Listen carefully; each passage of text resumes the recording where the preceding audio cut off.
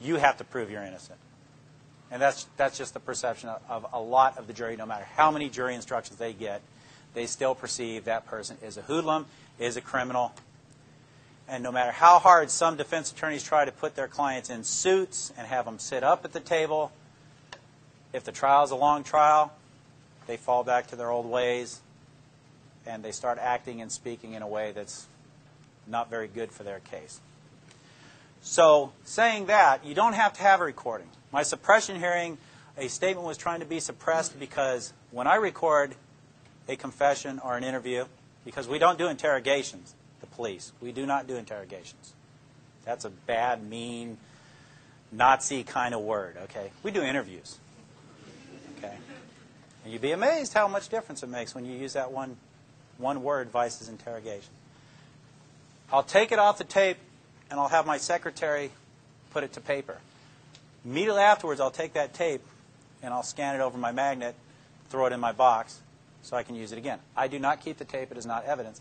It's not required to be evidence. It is there. If it's there for the court, it's just extra.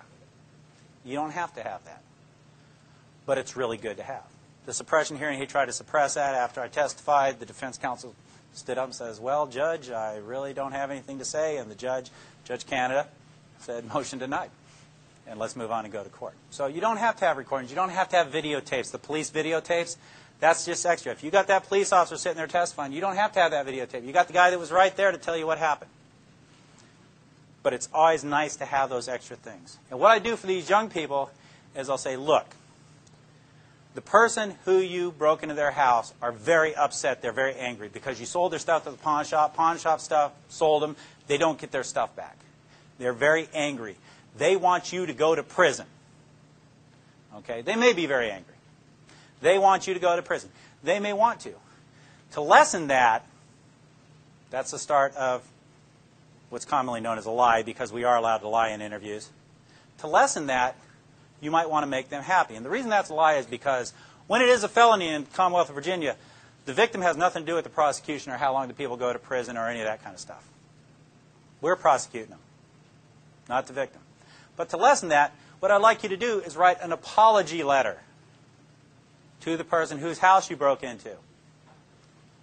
Just write it out. Well, how do I write it?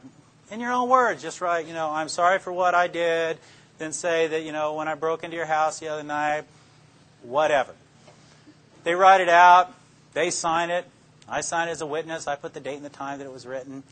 I give it to the Commonwealth's attorney. It's entered as evidence as a written confession in the person's own handwriting.